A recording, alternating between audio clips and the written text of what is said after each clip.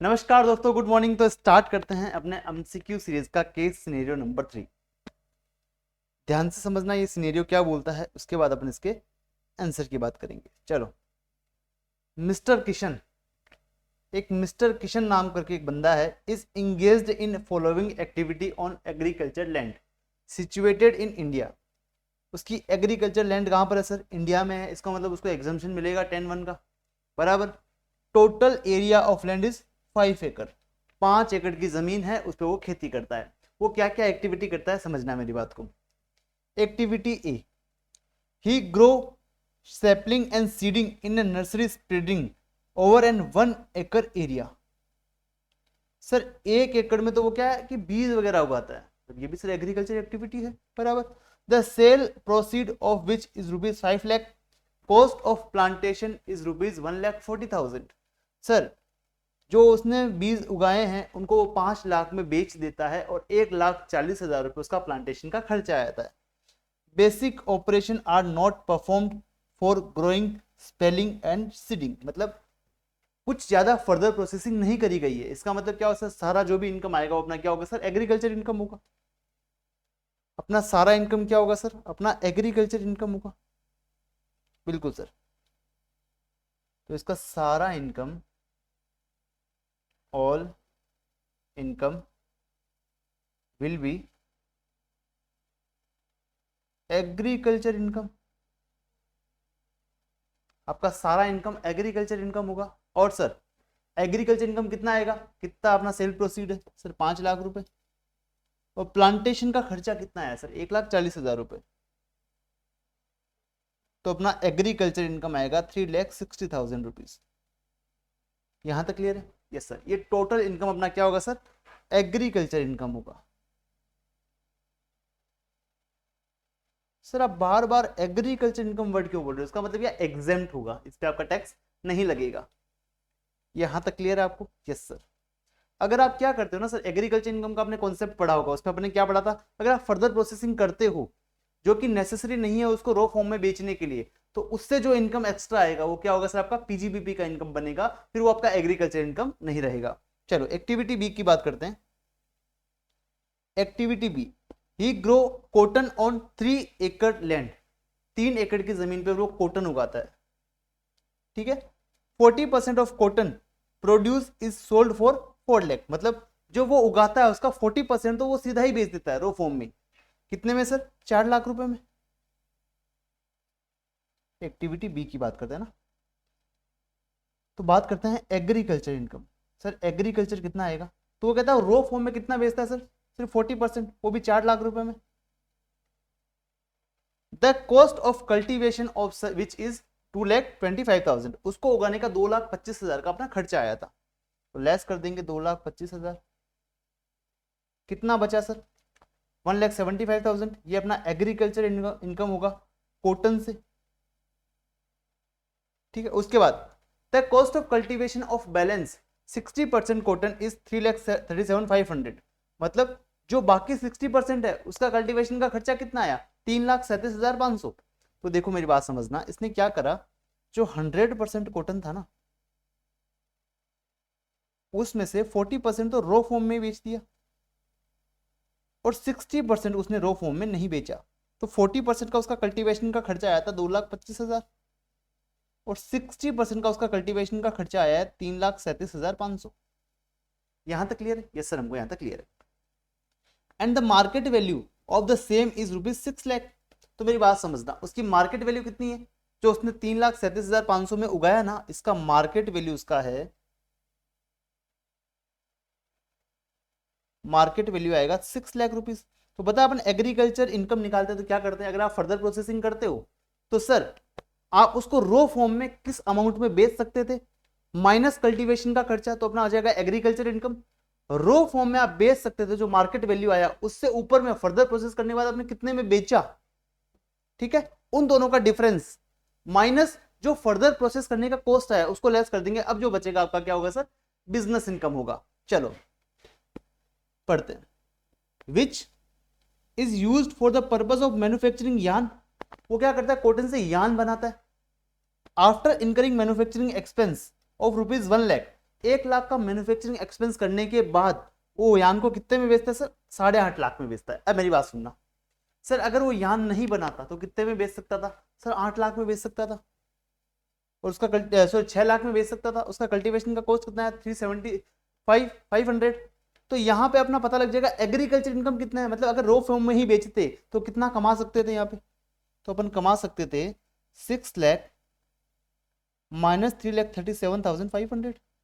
तो अपन यहाँ पे कमा सकते थे 2,62,500। ये अपना क्या होगा सर? ये अपना होगा एग्रीकल्चर इनकम। पर अपन ने ऐसा नहीं करा। अपन ने क्या किया? उस पर फर्दर प्रोसेस करा, 1 लाख का खर्चा और करा अपन ने, उसको 8.5 लाख में बेचा। तो देखो अगर कुछ नहीं भी करते तो 6 लाख में तो अपन बेच ही सकते थे। अपन ने एक्स्ट्रा किया, उसकी वजह से अपन को कितना एक्स्ट्रा मिला सर? 2.5 लाख रुपए। क्योंकि 6 तो मिल ही रहा था ना, अपन को 8.5 मिला, तो एक्स्ट्रा कितना मिला? एक्स्ट्रा अपन को मिला 2,50,000 रुपए।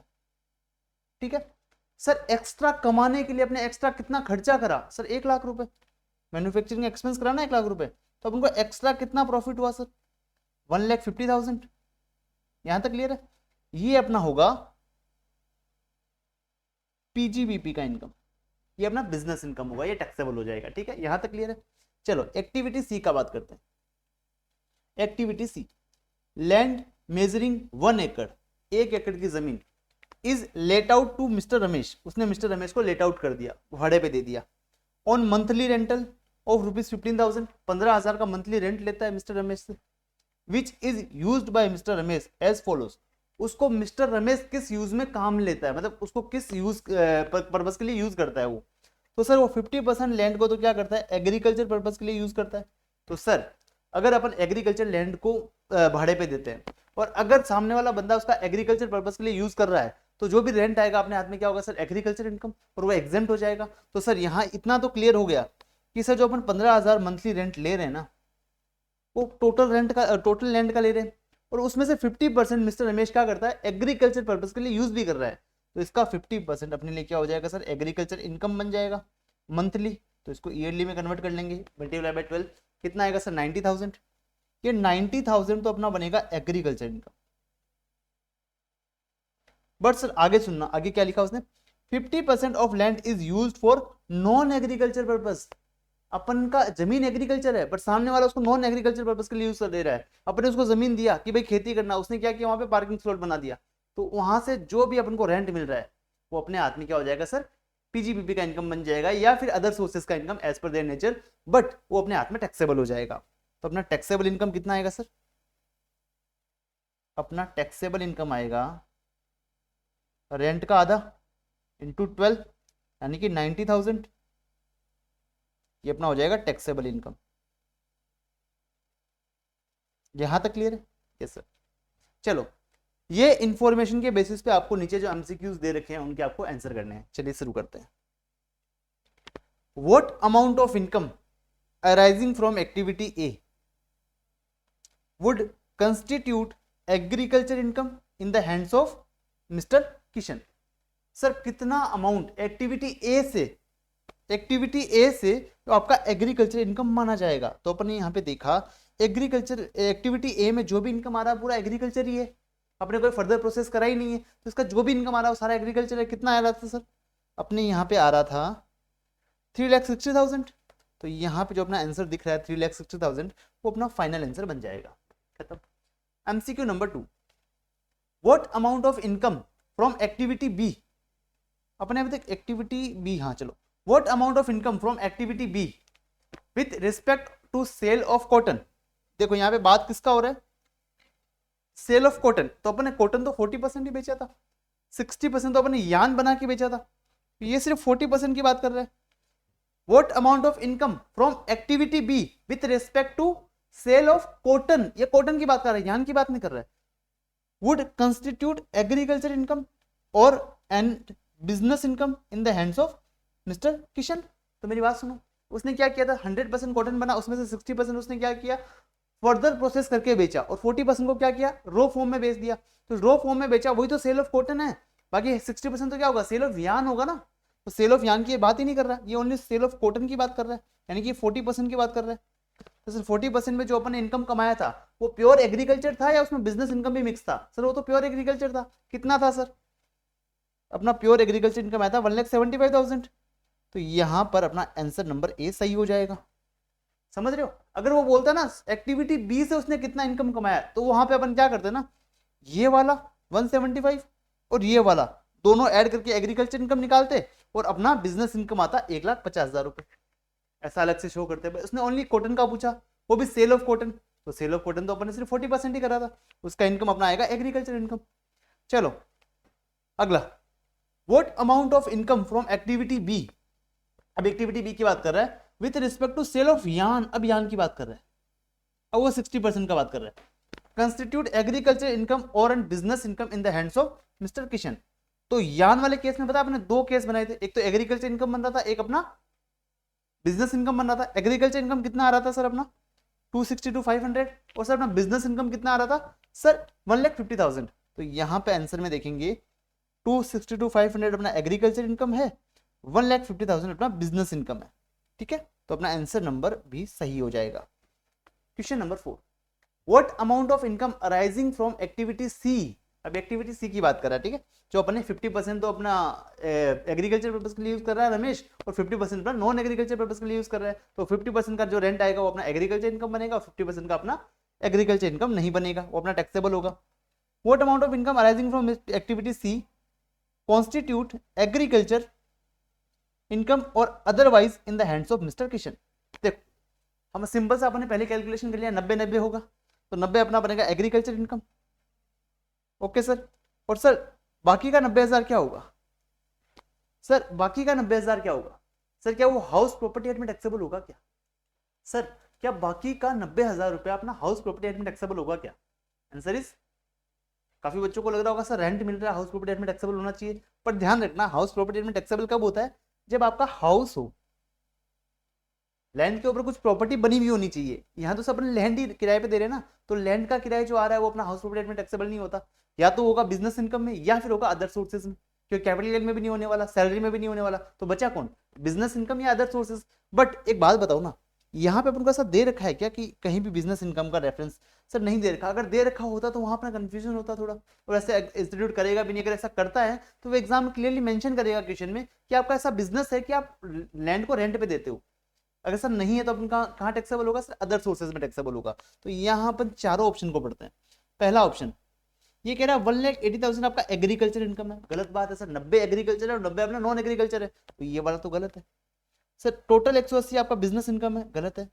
सर 90 आपका एग्रीकल्चर इनकम है और 63 आपका हाउस प्रॉपर्टी में टैक्सेबल होगा। मतलब 63 कैसे निकाला इन्होंने? 90 minus 30% standard deduction, but sir अपना हाउस प्रॉपर्टी तो है ही नहीं, तो ये भी गलत है। सर फोर्थ क्या बोल रहा है? 90,000 आपका एग्रीकल्चर इनकम है और 90,000 आपका अदर सोर्सेज में टैक्सेबल होगा। तो सबसे अप्रोप्रिएट आंसर तो यही लग रहा है अपन को, इसको अपन टिक कर देंगे। अगला question, compute the gross total income of mister Kishan for the previous year 25-26 assuming he has no other sources of income. मतलब इन इनकम को छोड़कर उसका कोई भी दूसरा इनकम नहीं है। आपको क्या करना है सर? इसका ग्रॉस टोटल इनकम निकालना है। निकाल लो सर, क्या फर्क पड़ता है, अभी निकाल लेंगे। यहाँ अपना एग्रीकल्चर इनकम था, ये तो टोटल काउंट नहीं होगा अपने में, ये अपने टोटल में नहीं आएगा।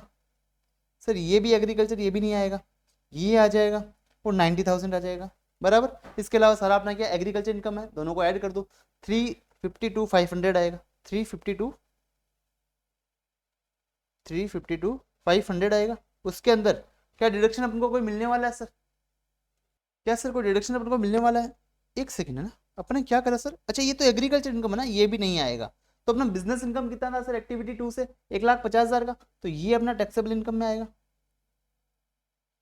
सर एक्टिविटी सी में अपना बिजनेस इनकम कितना था सर? 90,000। बिजनेस नहीं है तो अदर सोर्सेज वाला इनकम जो टैक्सेबल इनकम था वो कितना था? 90,000। तो अपना टोटल टैक्सेबल इनकम आएगा 2,40,000। इसके अलावा जो भी अपना इनकम है सारा एग्रीकल्चर इनकम है, जो अपना टोटल इनकम में नहीं आता उसका आपको एग्जेम्पशन मिल जाता है अंडर सेक्शन 10 सबसेक्शन 1 में। चलो तो अपना टोटल इनकम आएगा 2,40,000, 2,40,000। चलो यहाँ अपना एमसीक्यू नंबर 3 कंप्लीट हो जाता है। अगर आपको ये एमसीक्यूज अच्छे लग रहे हैं, समझ में आ रहे हैं, तो अपने दोस्तों के साथ शेयर करना, कमेंट जरूर से करना कि सर आपको कैसा लगा और कहाँ आपको डाउट आ रहा है और कहाँ आपको मजा आया। चलिए थैंक यू, मिलते हैं अपने अगले वीडियो में, तब तक के लिए थैंक यू, बाय बाय।